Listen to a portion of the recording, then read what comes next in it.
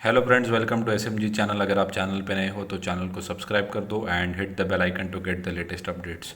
सो आज के दिन मैंने दीपक नाइट्राइट और दूसरे भी केमिकल कंपनीज के ऊपर मैंने वीडियो बना दिया है, जहाँ पे आज के दिन काफ़ी बड़ी गिरावट, लगभग 4 से 5% की गिरावट दीपक नाइट्राइट और आरती इंडस्ट्रीज़ में हुई थी। तो क्या है इसका रियल रीज़न, तो ये भी मैंने शेयर किया है।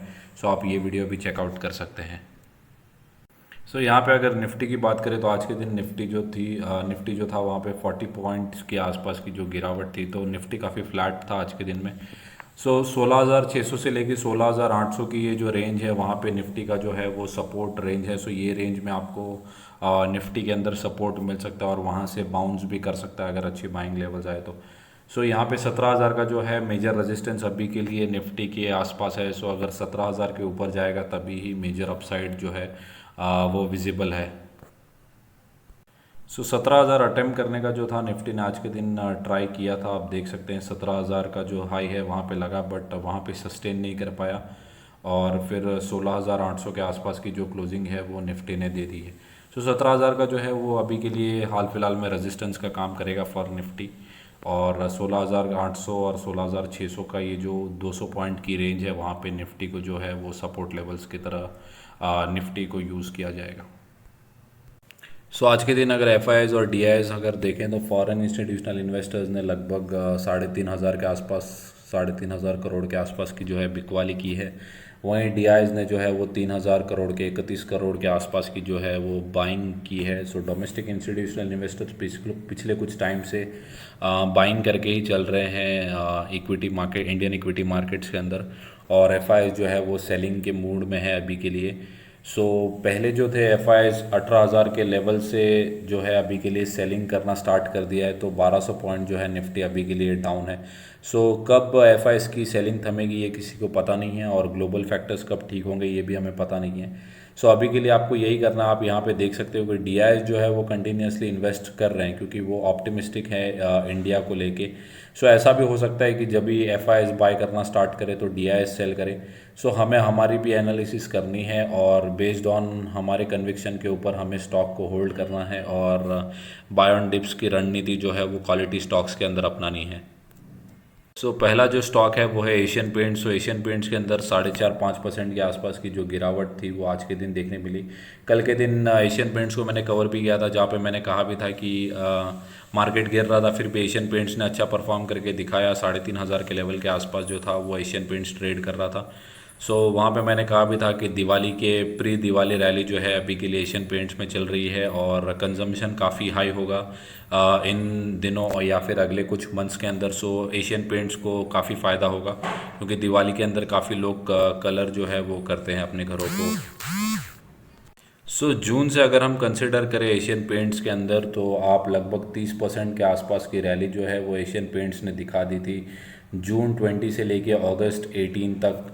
मैं पिछले कुछ महीनों की बात कर रहा हूँ। वहाँ पे आप देख सकते हैं 32% के आसपास की जो रैली थी। वहाँ से अगर आप देखें तो वहाँ से लेके यहाँ तक कुछ पीरियड तक जो था वो कंसोलिडेशन फेज़ में चल रहा था पिछले एक महीने से, और यहाँ पे अब 5%। ये प्रॉफिट बुकिंग है, क्लियरली आपको डरना नहीं है कि एशियन पेंट्स के अंदर कोई नेगेटिव न्यूज़ है। यहाँ पे अभी के लिए जो है प्रॉफिट बुकिंग है 30%। अगर कोई share high large cap stock अगर कोई 30% रैली करेगा तो 5-7% की जो है गिरावट भी उसके अंदर सामान्य है। आपको डरना नहीं है, ये गिरावट के मौक़ों का फ़ायदा उठाना है, और बाय ऑन डिप्स की रणनीति जो है वो एशियन पेंट्स के अंदर अपनानी है। अपकमिंग क्वार्टर्स भी काफ़ी अच्छे होंगे, क्रूड ऑयल भी काफ़ी सस्ता हो रहा है, और अभी दिवाली का मौका भी आएगा। एशियन पेंट्स के लिए काफ़ी अच्छी खबर है ये। नेक्स्ट अगर कोई शेयर की बात करें तो वो है डॉक्टर लाल पाथ लैब। ये मैंने मेरे चैनल के ऊपर काफ़ी बार स्टॉक्स टू बाय नाउ की सीरीज़ में कवर किया है। लैब्स की कंपनी है ये। टेस्ट वगैरह जो हम करते हैं उस सेक्टर में ये काम करती है, हेल्थ केयर के सेक्टर के अंदर। आज के दिन अगर देखें तो 4.5% के आसपास की गिरावट जो स्टॉक के अंदर थी। यहाँ पे भी सेम स्टोरी है जो मैंने एशियन पेंट्स के अंदर बताया। अगर आप जून से देखो, जून से लेके अगस्त तक, लगभग 30% के आसपास की रैली जो था ये स्टॉक कर चुका था। वहाँ से आप देख सकते हैं थोड़ी बहुत प्रॉफिट बुकिंग जो है वो डॉक्टर लाल पाथ लैब के अंदर आपको देखने मिलेगी। अगर मैं इसका ऑल टाइम हाई बताऊं तो ऑल टाइम हाई भी लगभग 2700 के आसपास। सो अपने हाई से जहाँ से खुला वहाँ से गिरना जो है डॉक्टर लाल पाथ लैब ने आज स्टार्ट कर दिया था। और 2560 के आसपास का जो है तो लगभग 4000 के आसपास है। सो अभी 2700 के 2600 के लेवल के आसपास है। सो कंपनी आपको काफ़ी अच्छे डिस्काउंट रेट पे भी अवेलेबल है। सो कंपनी को बाय करके चल सकते हैं, काफ़ी क्वालिटी स्टॉक है डॉक्टर लाल पाथ लैब। सो नेक्स्ट जो स्टॉक है वो है बजाज फाइनेंस। सो रिटेल सेक्टर में लोन बांटने का काम ये कंपनी करती है और काफ़ी बड़ी 4.5 लाख करोड़ के आसपास की बड़ी एनबीएफसी है। सो मैंने जैसे पहले एशियन पेंट्स के ऊपर बताया था कि कंजम्पशन, सो मैंने पहले भी मेरे चैनल के ऊपर वीडियो बनाया था जहाँ पे मैंने ये स्ट्रैटेजी को डिस्कस किया था कि जहाँ पे कंजम्पशन होगा वहाँ पे फाइनेंस की भी ज़रूरत पड़ती है, क्योंकि लोगों को खर्चा करने के लिए पैसा चाहिए। सो अगर आपके पास पैसा नहीं है तो कंपनी क्या करती है कि आपको लोन प्रोवाइड करती है या शॉर्ट टर्म फाइनेंस प्रोवाइड करती है, जिससे आप क्या कर सकते हो, कंजम्पशन कर सकते हो, मतलब कि कोई गुड्स बाय कर सकते हो। सो ये जो कंपनी है इसको भी काफ़ी बेनिफिट होगा। अभी दिवाली का सीज़न आएगा तो काफ़ी सारा कंजम्पशन होगा, तो वहाँ पे काफ़ी सारे प्रोडक्ट्स की बाइंग होगी जहाँ पे बजाज फाइनेंस का रोल है। सो ये भी कंपनी इसको अभी जो कंजम्पशन का पीरियड चल रहा है वहाँ पे ये बजाज फाइनेंस को काफ़ी ज़्यादा फ़ायदा होगा। सो आज के दिन मामूली सी गिरावट जो थी स्टॉक के अंदर थी। सो अगर मैं पिछले एक मंथ का चार्ट बताऊं तो एक मंथ के अंदर भी कुछ रिटर्न जनरेट करके नहीं दिए, बट 6 मंथ्स का चार्ट अगर आप यहाँ पे देखें, सो यहाँ पे भी सेम स्टोरी है। जैसे ही जून से देखें यहाँ तक तो लगभग 30% के आसपास की जो अ, तेज़ी थी वो स्टॉक के अंदर हो चुकी थी। सो लगभग सभी स्टॉक के अंदर जैसे ही निफ्टी के अंदर रिकवरी आई थी तो निफ्टी को संभालने का काम बजाज फाइनेंस और बजाज फिनसर्व और एशियन पेंट जैसी बड़ी बड़ी लार्ज कैप कंपनीज करती हैं। सो यहाँ पे अगर आप देखें तो निफ्टी के साथ साथ ये स्टॉक्स ने भी आउट परफॉर्म किया है। सो 15-16 हज़ार के लेवल से लेके 18 हज़ार के लेवल तक, सो यहाँ पे भी 30-30% के आसपास की रैली हो चुकी थी। सो कंपनी काफ़ी अच्छी है और अभी इनका सीज़न भी है बाइंग का। सो आप बाय करके चल सकते हैं जितना भी आपको अगर ऑल टाइम हाई से डिस्काउंट रेट पे ही मिल रहा है। सो आप बाय करके चल सकते हैं एसआईपी के वे में। कंपनी जो है वो लगभग 1000 पॉइंट्स के आसपास के डिस्काउंट पे आपको मिल रही है। सो आप यहाँ पे भी स्मॉल स्मॉल एसआईपी करके एक एक स्टॉक करके बाय करके चल सकते हैं। जैसे जैसे मार्केट में गिरावट होगी आपको बजाज फाइनेंस में बाइंग के मौके भी मिलेंगे। सो नेक्स्ट जो कंपनी है वो है एवेन्यू सुपरमार्ट डी मार्ट। सो आज के दिन यहाँ पे भी थोड़ी सी गिरावट थी। सो कंपनी काफ़ी अच्छी है। कंपनी के Q2 के रिजल्ट्स भी आएंगे जहाँ पे हमें पता चलेगा कि इन्होंने कितने स्टोर्स ओपन किए हैं, क्या है इनका फ्यूचर आउटलुक। सो अभी के लिए मैंने पिछले कुछ टाइम पहले वीडियो बनाया था जहाँ पे मैंने ऑल टाइम हाई जो कंपनी का है 6,000 के आसपास, वही उनका लॉन्ग टर्म टारगेट भी मैंने for Avenue supermart D mart दिया था। सो अगर अभी देखें तो 4200 के आसपास ट्रेड कर रहा है। सो लगभग 1800 पॉइंट की तेज़ी जो है आपको अपकमिंग लॉन्ग टर्म पीरियड में आपको देखने को मिल सकती है। सो अगर आप होल्ड करते हैं स्टॉक को तो होल्ड करके रखिए। मैं जानबूझ के इतने सारे क्वालिटी स्टॉक्स अभी कवर कर रहा हूँ जिनके अंदर आज के दिन गिरावट हुई या पिछले कुछ सेशंस के अंदर गिरावट थी, ताकि आप ये सब स्टॉक्स को कन्विक्शन के साथ होल्ड करके चले और बाय ऑन डिप्स की रणनीति जो है ये क्वालिटी स्टॉक्स के अंदर अपनाएं। सो नेक्स्ट जो मेरी कंपनी है वो है TCS। सो आईटी सेक्टर का काफ़ी बड़ा जाइंट है इंडिया के अंदर। ह्यूज एम्प्लॉयमेंट जो है TCS के अंदर होता है, जीडीपी के अंदर भी डायरेक्ट इनका कंट्रीब्यूशन होता है। सो अभी के लिए देखें तो 3000 के लेवल के ऊपर जो है TCS ट्रेड कर रहा है। सो कंपनी का जो ऑल टाइम हाई है वो लगभग 4000 के आसपास है। सो आपको 1000 के डिस्काउंट रेट पे मिल रहा है। तो यहाँ पे आप TCS भी बाय करके चल सकते हैं। अभी आईटी जो है या मार्केट ही पूरा फ्लेवर में नहीं है, बट यही टाइम है कि आप क्वालिटी स्टॉक्स को जो है अपने पोर्टफोलियो के अंदर जगह देंगे और उसके अंदर एसआईपी कर करके आप क्या कर सकते हैं कि क्वांटिटीज़ को जो है वो जमा कर सकते हैं। सो अगर आप देखें 4000 के लेवल से तो लगभग 25% के आसपास का डिस्काउंट आपको TCS के अंदर मिल रहा है। So TCS, Infosys, Wipro, HCL Tech Mahindra, ये 5 जो आईटी लार्ज कैप की कंपनीज़ है वहाँ पे आप कोई भी 2-3 या 1-2 कंपनीज़ के अंदर आपका इन्वेस्टमेंट रख सकते हैं, जहाँ पे आप क्वांटिटीज़ जमा करके रख सकते हैं, ताकि ये जो कंपनीज़ हैं TCS, इन्फोसिस, विप्रो, ये डिविडेंड भी काफ़ी अच्छा देती हैं, बोनस स्प्लिट भी देती हैं, क्योंकि कैश रिच कंपनीज़ हैं।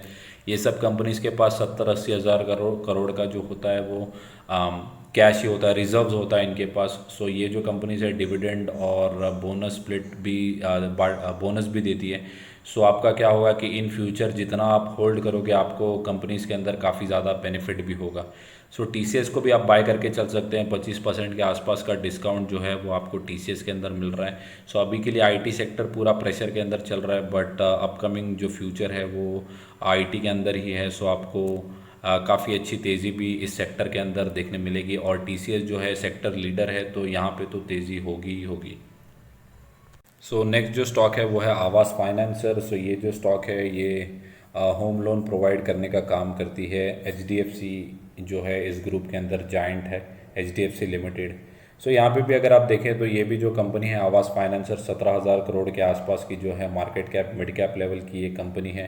कंपनी अपने ऑल टाइम हाई से काफ़ी ज़्यादा डिस्काउंट पे मिल रही है। कंपनी काफ़ी अच्छी है, कंपनी के फंडामेंटल्स भी काफ़ी अच्छे हैं, बट अभी के लिए जो है मार्केट ही पूरा नहीं चल रहा, तो ये भी स्टॉक जो है वो नहीं चल रहे। सो अगर मैं आपको 1 ईयर का चार्ट दिखाऊं तो 1 ईयर के अंदर 15% के आसपास की जो है गिरावट आपको देखने मिलेगी, बट अपने ऑल टाइम हाई से देखें तो लगभग 30-32% के आसपास की गिरावट जो है वो आवास फाइनेंस के अंदर हो चुकी है। सो आप ये काफ़ी ज़्यादा क्वालिटी स्टॉक है, इसको एक एक दो दो स्टॉक करके एसआईपी के वे में अपने पोर्टफोलियो के अंदर जगह दे सकते हैं। सो 17,000 करोड़ के आसपास की मार्केट कैप है। सो मिड कैप लेवल की कंपनी है। सो आपको धीरे धीरे ही आपके पोर्टफोलियो के अंदर जगह देनी है। सो काफ़ी बड़ा वेट आपको नहीं देना है, तो एसआईपी के वे में स्टॉक को बाय करके चल सकते हैं। सो नेक्स्ट जो हमारा स्टॉक है वो है एस्ट्रल लिमिटेड। सो पीवीसी पाइप बनाने का ये कंपनी काम करती है। सो आज के दिन फ्लैट ट्रेड कर रही थी।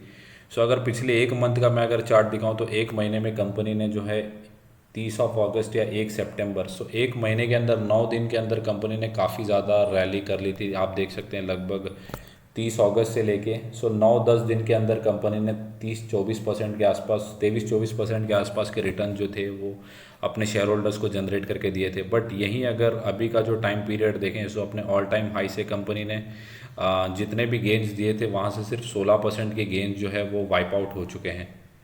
सो ऐसा सब कंपनीज़ के अंदर होता रहता है। कंपनीज़ कभी भागेंगी, कभी अंडर परफॉर्म करेंगी, या आपके जो गेंस है। बट अगर मैं आपको लॉन्ग टर्म चार्ट दिखाऊं, 5 साल का चार्ट दिखाऊं, तो कंपनी ने जो है वो लगभग 400% के आसपास के रिटर्न जो है जनरेट करके अपने शेयर होल्डर्स को दिए। सो आपको कन्विक्शन के साथ अपने स्टॉक्स को होल्ड करके चलना है। सो अगर आप अपने अभी के लिए जो टेम्पररी ऑल टाइम हाई जो कंपनी ने 2500 के आसपास जो बनाया था, 2600 के आसपास, सो कंपनी का अगर 52 वीक हाई देखें तो लगभग 2654 है।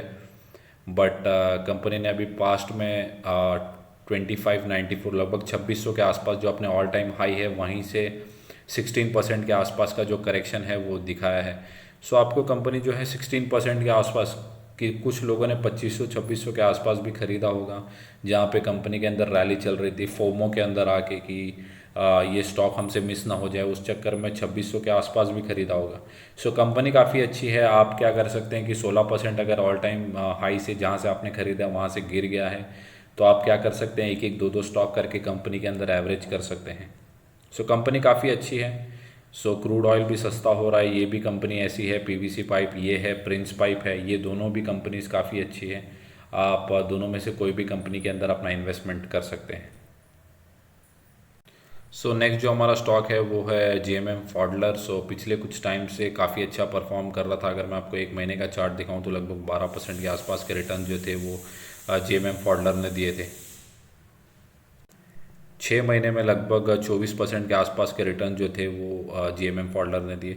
सो पिछले कुछ टाइम से अगर आप देखें तो जो प्रमोटर्स थे उन्होंने ओएफएस ले आके जो थे अपना इन्वेस्टर्स के ऊपर, इन्वेस्टर्स को वो अच्छा नहीं लगा था क्योंकि 30% का जो ओएफएस जो पटेल, तारक पटेल जो इनके प्रमोटर है उन्होंने लेके आया था।